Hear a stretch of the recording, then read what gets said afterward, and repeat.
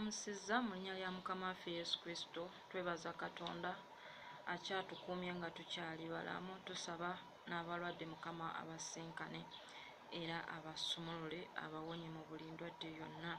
Katonda omulungi, tukwebaza olw'akaseera kano ne tukwebaza olw'ekigambo ky'otadde mu maaso gaffe. Tukwebaza olw'obulamu bwaffe ne tukwebaza n'olw'abo abali ku bitanda kubanga bakyali balamu lwa kisa kyo. Tukusaba obasumulule era obawonye basisinkane yonna gye bali Mukama. Tuwe omukisa Katonda omwesigwa okutegeera ekyo ky'oyagala tukole mu biro bino ebibi. Kabaka bakabaka tulungame tutambule nga bw'oyagala Mukama. Tuwe amagezi okutunula nga abaana ba Katonda Mukama era abaana ab'omusana. Tukwebaza Katonda omulungi nti okyatukumye tuli balamu naye tukusaba otugabirire Mukama, n'abaweddemu amaanyi Mukama bazzeemu amaanyi. Golokose ebyo ebifudde mu ffe Mukama, otutuuze mu kifo awo we tunaalabiranga okubeerawo okwo mu linnya erya Mukama wange Yesu Kristo mwana wa Katonda omulamu tusabye. Amen. Mbalamusizza mu linnya lya Mukama waffe Yesu Kristo. Twebaza Katonda n'olunaku olwaleero. Leero tugenda kusoma mu kitabo ky'Abaluumi nga Mukama bw'anaaba atulungamizza. Baluumi essula ya 13 olunyiriri lwa 11 lugambye nti era mukolenga bwe mutyo kubanga mumanyi ebiro ng'obudde butuuse kaakano mmwe okuzuukuka mu tulo. Kubanga kaakano obulokozi bwaffe buli kumpi okusinga bwe twakkiriza.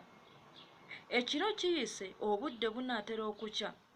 Kale twambule ebikolwa eby'ekizikiza era twambale ebyokulwanyisa eby'omusana.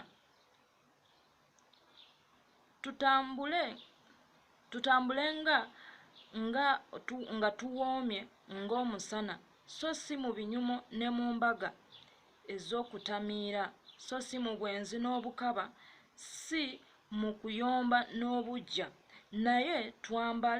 naye mwambale Mukama waffe Yesu Kristo, so temuteekateekanga mubiri olw'okwegomba.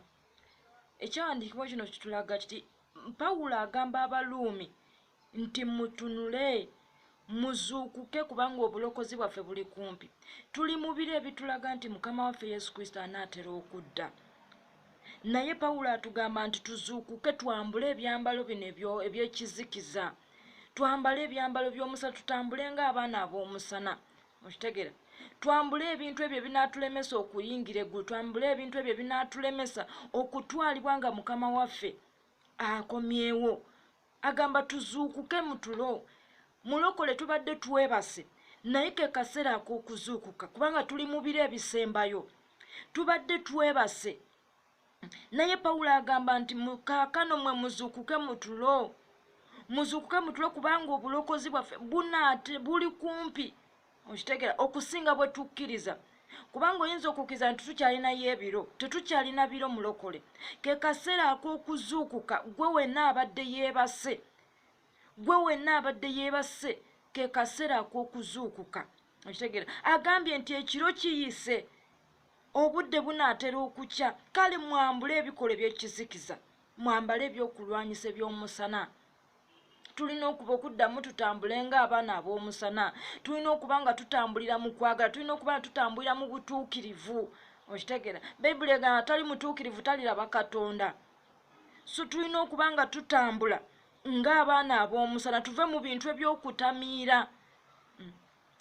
Twagadde nnyo ebinyumo okusinga ekyo kye tuyaayaanira. Twagadde nnyo ebinyumo okusinga ekyo kye tulindirira.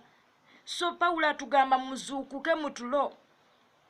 Mwambale Kristo, mwambale Mukama waffe Yesu Kristo, temuteekateeka mubiri olw'okwegomba.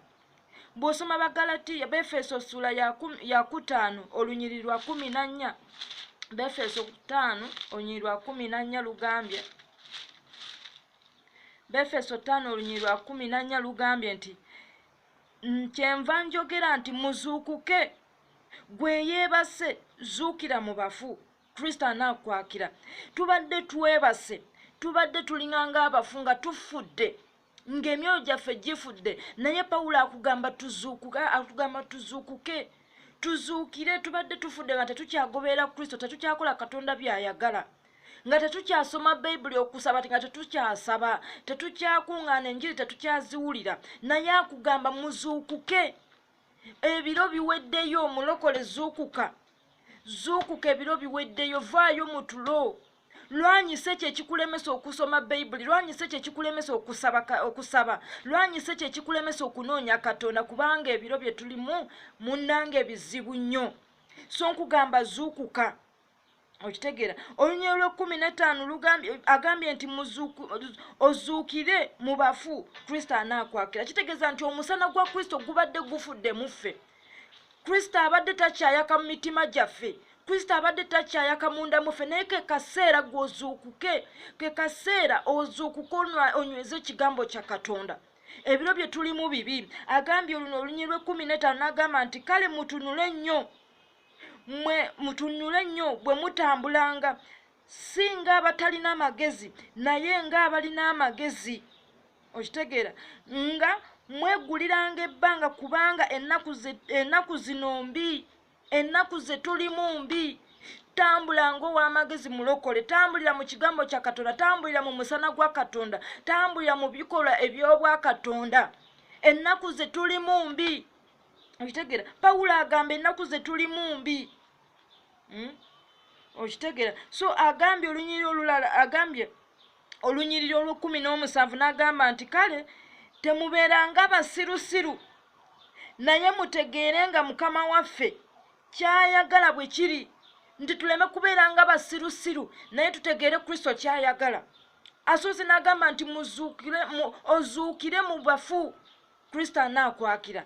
N'agamba nti ennaku ze tulimu mbi. Kati agambye nti tuleme kubeeranga basirusiru, naye tutegeere Kristo kyayagala. Olunyiriri lwa 18 n'agamba nti so temutamiiranga mwenge, kubanga mugwo mulimu okwegayangula, naye mujjulenga omwoyo. Bino ebiro bye tulimu twetaaga omwoyo omutukuvu mulokole.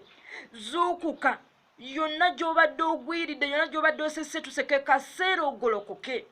Ebiro bye tulimu bibi.